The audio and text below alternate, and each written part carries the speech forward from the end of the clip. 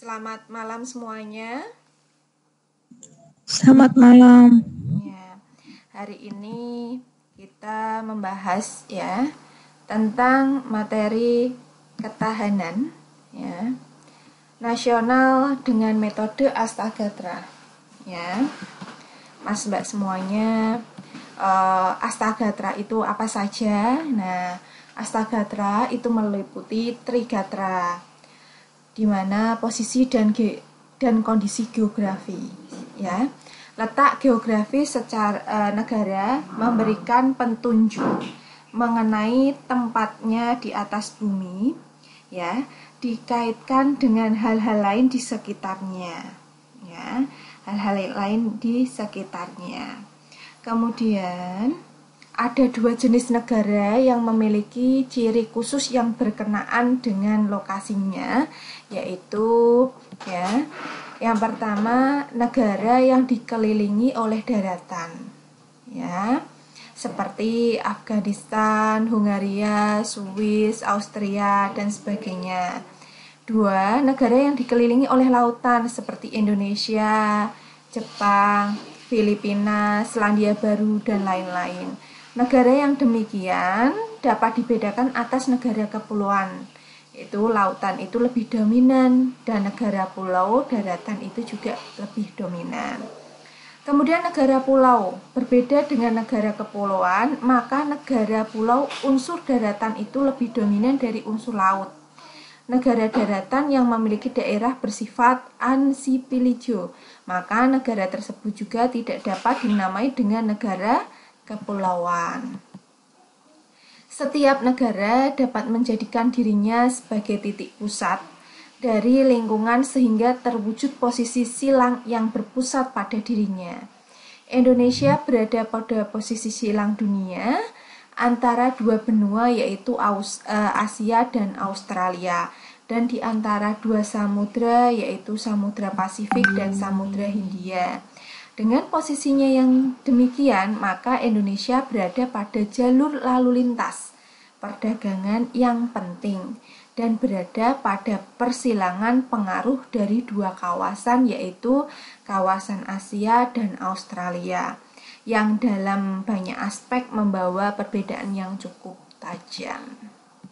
Kemudian Mas Mbak semuanya, di samping letak pada posisi silang, letak aspek geografis Indonesia juga melukiskan Indonesia sebagai sebuah negara kepulauan dengan sekitar 17.000 pulau besar kecil yang satu sama lain dipisahkan oleh laut. Hal itu tentu saja membawa dampak positif dan negatif bagi kehidupan nasional, Mas Mbak semuanya, kita sangat bersyukur sekali Jadi di negara kita itu ada pulau besar dan kecil itu 17.000, sangat jumlahnya itu luar biasa sekali, banyak dan fantastis. Dengan negara kepulauan, di mana satu pulau itu memiliki karakteristik yang berbeda dengan pulau lainnya, membawakan keragaman budaya, adat istiadat, keindahan, potensi kekayaan alam, dan sebagainya, yang dapat dipandang sebagai kekayaan bangsa. Mas Mbak semuanya, dengan adanya pulau tadi pastinya salah satunya kita itu kaitannya dengan budaya, adat istiadat, keindahan itu sangat luar biasa. Kita loh Jinawe kita juga adatnya bermacam-macam, seperti itu adat istiadat kita Kemudian namun di sisi lain juga perlu disadari bahwa kondisi negara kepulauan tersebut juga membawa potensi disintegrasi bangsa. Jarak yang memisahkan pulau satu dengan pulau lainnya dengan kondisi yang berbeda di antaranya, memudahkan timbulnya perasaan kami dan mereka di antara penghuni satu pulau dengan pulau lainnya yang apabila tidak disikapi dengan tepat dapat menimbulkan perpecahan. Mas Mbak semuanya, kita itu budayanya banyak keberagaman budaya. Kita sangat bersyukur kita itu keindahan kaitannya dengan alam pastinya luar biasa, kaitannya dengan budaya kita, budayanya juga banyak kita itu di sini berarti kami, mereka itu apa artinya Mas Mbak semuanya. Jadi ketika kita itu sudah dipisahkan dengan pulau, yang diharapkan pastinya kita itu satu jiwa satu rasa ya. Jadi biar tidak ada timbulnya perasaan kami, mereka, tidak ada batas ya.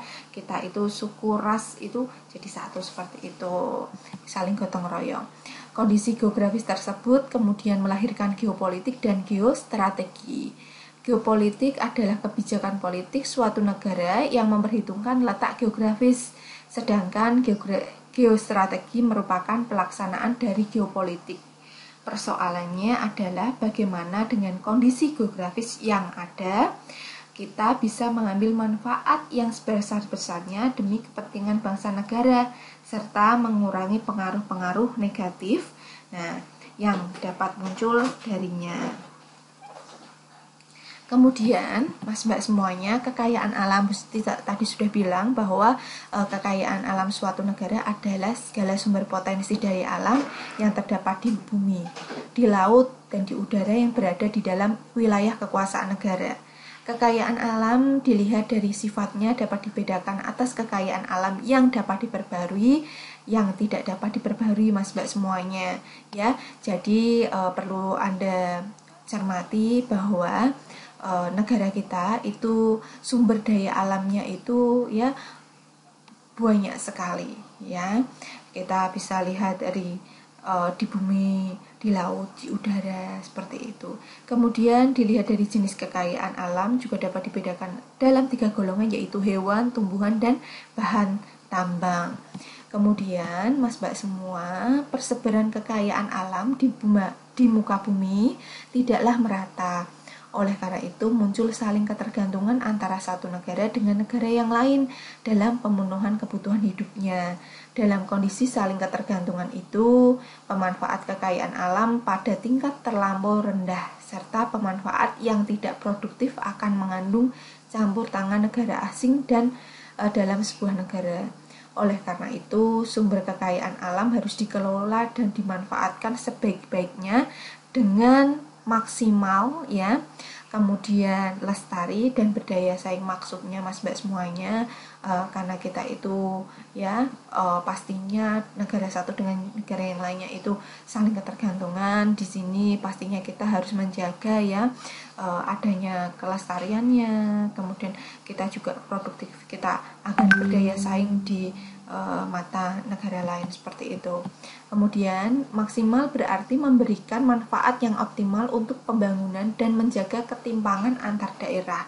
Lestari berarti pemanfaatan kekayaan alam harus didasari kebijaksanaan yang memperhatikan aspek kelestarian alam demi kepentingan generasi yang akan datang dan kesinambungan pembangunan. Sedangkan berdaya saing artinya bahwa dengan demikian kekayaan alam tersebut dapat memperkuat bargaining possession dalam hubungan dengan negara lain. Untuk mewujudkan hal itu, maka pemilikan kekayaan alam perlu disertai dengan penguasaan ilmu pengetahuan dan teknologi, Mas Mbak semuanya. Pastinya yang diharapkan di negara kita itu adalah ketika kita sudah punya sumber kekayaan alam yang sangat melimpah, kita itu harus juga diimbangi dengan ilmu pengetahuan dan teknologi. Ketika kita punya ilmu pengetahuan dan teknologi itu memadai, pastinya nanti bargaining possession di negara lain kita itu akan dapat, Mas Mbak semuanya. Tidak hanya kita berdasarkan sumber daya alam saja, tetapi untuk teknologinya kita masih ketergantungan yang sangat luar biasa. Nah, maka kita sambil semuanya pastinya untuk mencapai teknologi ya, penguasaan ilmu pengetahuan dan teknologi, kita mulai dari generasi yang milenial ini harus mulai belajar dan belajar terus untuk kaitannya dengan teknologi, agar apa nanti ketika kita itu negara kita sumber daya alamnya banyak, nanti diimbangi dengan teknologinya yang memadai, ini nanti akan menjadi sangat luar biasa ya, bargaining possession yang nanti di mata negara lain pastinya akan memberikan dampak yang positif ya, bahwa negara kita itu sangat luar biasa seperti itu. Kemudian, sejauh mana pemanfaatan sumber daya alam Indonesia telah sesuai dengan asas tersebut dan apakah kebijakan yang perlu ditempuh pada masa-masa yang akan datang dalam rangka pemanfaatan sumber daya alam secara baik adalah suatu yang masih perlu pastinya didiskusikan lebih lanjut ya Mas Mbak semuanya. Kemudian hal yang masih sangat terasa dalam pengelolaan kekayaan alam adalah bahwa potensi kekayaan alam besar akan tetapi belum dapat menggali serta mengolahnya dengan baik. Hal ini disebabkan oleh kurangnya penguasaan ilmu dan teknologi serta kurangnya modal yang dibutuhkan dalam mengelola kekayaan alam tersebut. Mas Mbak semuanya sudah jelas bahwa di sini ketika kita kekayaan alam itu melimpah, kekayaan alam kita melimpah, diharapkan pastinya kaitannya dengan ilmu dan teknologi itu harus kita juga mendukung. Kemudian modal yang besar itu kita juga punya. Nah, ini nanti kita akan mandiri, akan tetapi kalau ini semuanya belum terpenuhi, maka pastinya kita masih ketergantungan dengan negara lain seperti itu ya. Kemudian dengan demikian untuk memanfaatkan potensi alam yang seringkali harus mengundang investasi asing ya, itu pastinya diharapkan ya bagian untuk kita yang kurang memadai Mas Mbak semuanya. Jadi ketika kita kekayaan alamnya sudah melimpah, tetapi memang di situ ada potensi yang lain yang harus kita itu mengundang investasi asing ya, karena itu tadi, karena belum memadai itu tadi ya. Di samping itu pemanfaatan kekayaan alam di Indonesia seringkali juga masih kurang memperhatikan aspek kelestarian alam, sehingga bersamaan dengan pengambilan kekayaan alam tersebut juga disinyalir terjadinya kerusakan lingkungan. Jadi kita tidak diharapkan jangan hanya menikmati tetapi harus menjaga, melestarikan Mas Mbak semuanya.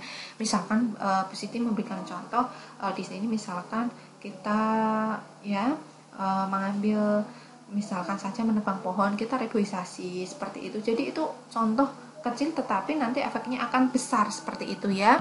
Kemudian keadaan dan kemampuan penduduk. Penduduk adalah semua orang yang bertempat tinggal dalam wilayah tertentu. Dengan demikian, penduduk Indonesia adalah semua orang yang bertempat tinggal dalam wilayah Indonesia. Penduduk merupakan unsur yang menentukan dalam kehidupan dan perkembangan suatu negara. Jumlah penduduk yang juga besar sering juga dikatakan sebagai salah satu modal dasar pembangunan nasional.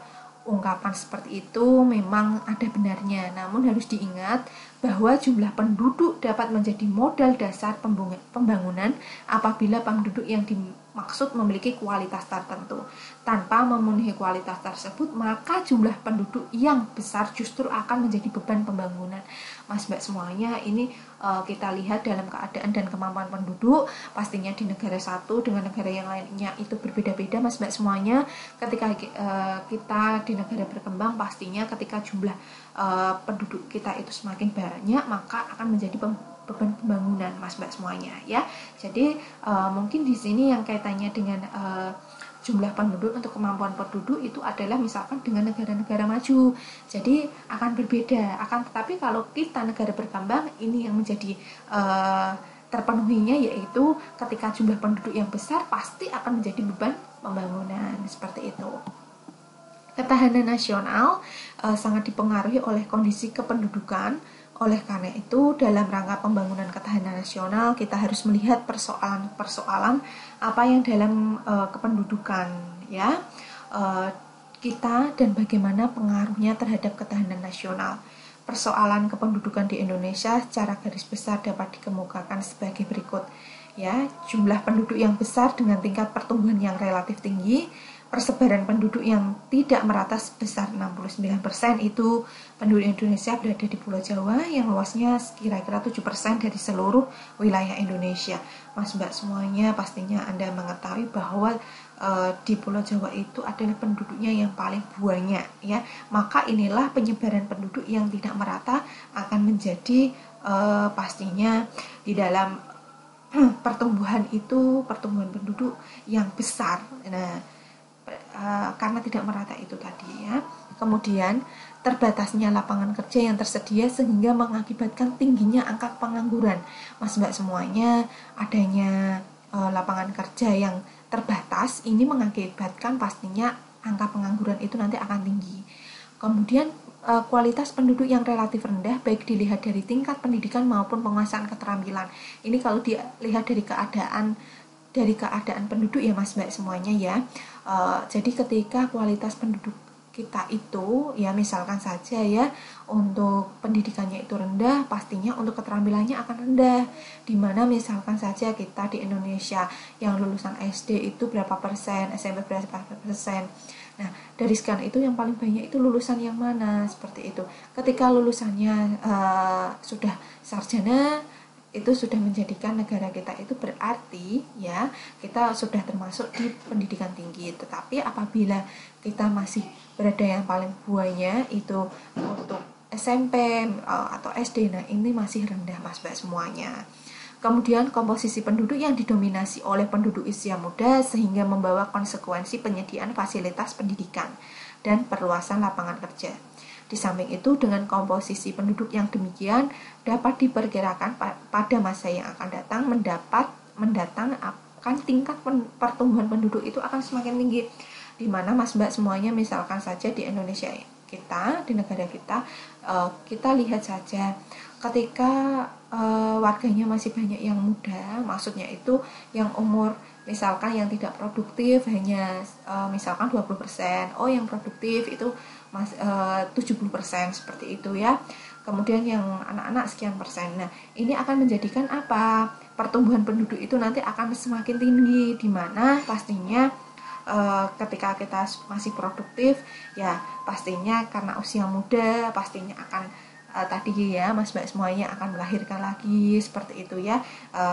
Nah itulah contoh-contoh di mana ketika penduduk usia muda itu membawa konsekuen penyediaan fasilitas pendidikan dan lapangan pekerjaan, di mana nanti pastinya ketika yang muda-muda itu mencari pekerjaan semuanya, kalau misalkan saja lapangan pekerjaannya masih itu saja, tapi untuk warganya yang produktif yang masih muda itu banyak, ini nanti akan apa terjadi banyak pengangguran karena apa lapangan pekerjaannya hanya itu saja, tapi kita untuk anak muda sangat banyak sekali. Nah, kemudian persoalan-persoalan tersebut kalau tidak ditangani dengan baik akan menimbulkan masalah-masalah sosial seperti pengangguran, kekurangan pangan, munculnya kawasan kumuh dan sebagainya. Kondisi tersebut pada akhirnya dapat memicu timbulnya sikap dan perilaku seperti kekerasan sosial, kemudian prostitusi, ya, dan semacamnya yang dapat mengganggu perwujudan ketahanan nasional. Langkah-langkah apa yang perlu dilakukan untuk menghadapi persoalan tersebut, mengenai tugas kita bersama untuk memikirkan Mas Mbak semuanya kaitannya dengan ini semuanya pastinya nanti ketika lapangan pekerjaannya hanya itu saja pastinya akan muncul banyak sekali ya, memicu misalkan tadi adanya kekerasan sosial seperti itu, prostitusi ya, banyak pengangguran. Nah inilah masalah-masalah yang akan timbul ketika lapangan pekerjaannya hanya itu saja, akan tetapi untuk pencari pekerjaannya masih banyak seperti itu. Kemudian Pancagatra, ini aspek ideologi. Ideologi merupakan kesatuan gagasan dasar mengenai manusia dan kehidupan, termasuk di dalamnya adalah kehidupan bernegara. Dengan kata lain, ideologi adalah kesatuan gagasan dasar mengenai wujud masyarakat yang dicita-citakan, serta prinsip-prinsip untuk mewujudkan masyarakat tersebut. Dengan pemahaman seperti itu, dapatlah dikatakan bahwa setiap ideologi memiliki gambaran mengenai wujud masyarakat yang dianggap baik sehingga harus diupayakan pencapaiannya dengan sungguh-sungguh. Kemudian, kehidupan suatu negara tidak dapat dilepaskan dari sebuah ideologi. Ideologi berperan sebagai prinsip pengarah dalam membangun visi bersama mengenai masa depan masyarakat pendukung, serta memberikan daya gerak pada masyarakat yang bersangkutan untuk beraktivitas menuju tercapainya masyarakat yang dicita-citakan. Di samping itu, ideologi juga merupakan salah satu faktor pemersatu masyarakat, ya, sebab dengan menganut paham ideologi yang sama, maka tumbuhlah rasa, ya, solidaritas atau kesetiakawanan di antara masyarakat yang bersangkutan sehingga dapat mengatasi berbagai perbedaan yang ada di antara mereka. Kemudian ideologi di dunia. Di dunia ini terdapat beberapa ideologi besar, yakni ideologi yang cukup banyak penganutnya. Ideologi adalah liberalisme, komunisme, sosialisme, dan ideologi agama. Ideologi liberal itu muncul ya dan berkembang sebagai reaksi atas pemerintahan yang absolut dan sistem kehidupan yang dogmatis di Eropa. Pada abad pertengahan, dalam sistem pemerintahan yang dogmatis, masyarakat tidak memiliki kebebasan untuk berpikir dan bertindak. Dalam suasana semacam itu, mereka merindukan adanya kebebasan. Karena dalam belenggu absolutisme, ya, masyarakat tidak merasakan kebahagiaan sebagai reaksi terhadap pemerintahan yang absolut dan dogmatis. Maka lahirlah ideologi liberal yang menuntut kebebasan individu. Kemudian apa yang masyarakat yang cita-citakan menurut ideologi liberal adalah masyarakat yang memberikan kebebasan yang seluas-luasnya kepada setiap individu untuk melaksanakan hak-haknya. Mas Mbak semuanya, ideologi liberal menganggap pengakuan dan penghargaan terhadap hak asasi manusia sebagai suatu hal yang sangat penting, karena hal itu merupakan wujud penghargaan terhadap harkat dan martabat individu. Mereka juga menjunjung tinggi asas demokrasi sebagai wujud kesadaran bahwa rakyat adalah pemilik kekuasaan, sedangkan pemerintah adalah menjalankan pemerintahan atas nama rakyat. Dengan demikian, tidak ada lagi hak bagi pemerintah untuk bertindak sewenang-wenang dengan mengabaikan hak rakyat. Bahkan, sebaliknya, rakyat dapat senantiasa mengontrol tindakan pemerintah. Liberalisme juga menjunjung tinggi prinsip negara hukum, sebab hanya penegakan hukum secara baik akan ada kepastian hukum dalam masyarakat, yang berarti juga kepastian akan hak-hak individu. Akhirnya ideologi liberal menolak paham dogmatisme, karena dogmatisme merupakan pengekangan atas kebebasan individu untuk berpikir dalam menemukan kebenaran. Di samping itu, dogmatisme menafikan kritik, ya, yang berarti menutup kemungkinan adanya pemikiran-pemikiran alternatif. Ideologi tersebut kemudian memengaruhi berbagai aspek kehidupan, baik politik, ekonomi, sosial, maupun kebudayaan. Ideologi komunis, Mas Mbak semuanya, paham ini terutama bersumber pada ajaran Karl Marx, ya. Ajaran tersebut kemudian dijabarkan oleh Engels dan Lenin. Karena sumbernya adalah ajaran Karl Marx itu, maka ajaran komunisme sering dikatakan sebagai Marxisme. Komunis muncul dan berkembang sebagai reaksi terhadap munculnya itu pastinya berkembangnya kapitalis yang diletakkan di atas landasan kepemilikan faktor produksi oleh perseorangan. Kapitalisme ini berkembang pesat setelah terjadinya revolusi industri pada abad 28 di mana 18 maksudnya, di mana dengan revolusi industri itu produksi barang bisa dilakukan secara mudah dan murah akibat terjadi koakumulasi modal pada pihak tertentu, sehingga memungkinkan pengembangan industri itu lebih lanjut. Kemudian perkembangan kapitalisme akan menciptakan polarisasi masyarakat, yaitu adanya golongan majikan, buruh atau golongan burjuis, proletariat. Masyarakat yang dicita-citakan oleh ideologis komunis adalah masyarakat tanpa kelas atau masyarakat yang sama rata, sama rasa. Untuk mewujudkan masyarakat yang cita-citakan itu, hampir semua faktor produksi dikuasai oleh negara dan pemilikan kekayaan oleh individu sangat dibatasi. Kemudian dalam pandangan komunisme ini, proses transformasi sosial menuju terwujudnya masyarakat komunis harus dilakukan melalui revolusi yang notabene adalah kekerasan. Mengapa demikian? Karena ideologi kelas yang berkuasa, yang dalam hal ini adalah kelas borjuis, menganggap bahwa sistem ekonomi yang sedang berjalan adalah paling efisien dan paling adil. Oleh karena itu, mereka akan berusaha mempertahankan sistem yang sedang berjalan, yang berarti mempertahankan penguasaan faktor-faktor produksi di tangan mereka. Karena itulah peralihan faktor produksi dari tangan perseorangan untuk kemudian ditempatkan di bawah penguasaan negara. Mas Mbak semuanya, ini adalah kaitannya dengan ideologi komunis ya, Mas Mbak semuanya. Kemudian agama sebagai ideologi. Dalam sejarah Eropa pada abad pertengahan, agama memegang peranan penting dalam kehidupan ketatanegaraan. Antara kehidupan kenegaraan dengan kehidupan keagamaan tidak dapat dipisahkan. Pemimpin agama sekaligus menjadi pemimpin negara, dan hukum agama juga menjadi hukum negara. Dengan demikian, sumber hukum yang utama dalam negara adalah kitab suci agama tertentu. Sistem kenegaraan demikian didasarkan pada teori teokrasi bahwa terbentuknya negara merupakan perwujudan kehendak Tuhan di muka bumi, dan kekuasaan pemerintah negara yang merupakan manifestasi kekuasaan Tuhan ya. Kemudian agama sebagai ideologi dalam perkembangan sejarah pernah diterapkan di Eropa Barat dengan mendasarkan pada ajaran agama Katolik, dan Timur Tengah mendasarkan ajaran agama Islam. Mas Mbak semuanya, di sini dalam sejarah ketatanegaraan Eropa ya, Paus memiliki kekuasaan yang besar dan Injil dijadikan dasar hukum berlakunya berbagai peraturan. Kemudian dalam sejarah perkembangan Islam kita mengenal adanya kekhalifahan yang berkembang di kawasan Timur Tengah.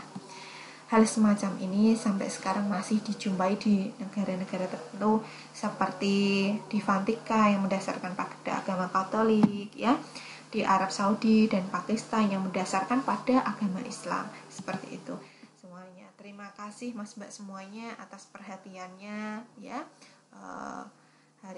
Untuk pertemuan kali ini saya akhiri Mas Mbak semuanya ya. Terima kasih yang sudah hadir pada kuliah online Siti ya.